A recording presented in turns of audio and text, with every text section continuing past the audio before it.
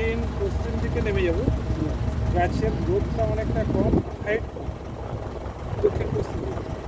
যেটা হচ্ছে যে গঙ্গার যে জলটা যেটা হচ্ছে পদ্মা হয়ে যেটা বাংলাদেশের দিকে নামছে।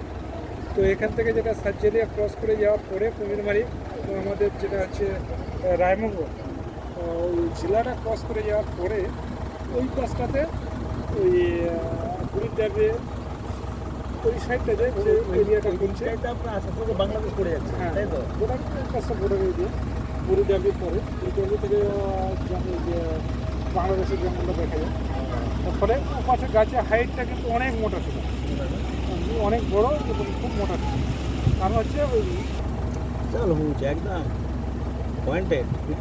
কেওড়া বা তুই যে টক টক করে রান্না করে খাও, হ্যাঁ আমি বলছি তাহলে ওই যে বজরা যেটা খাইবে কেওড়া করে কি না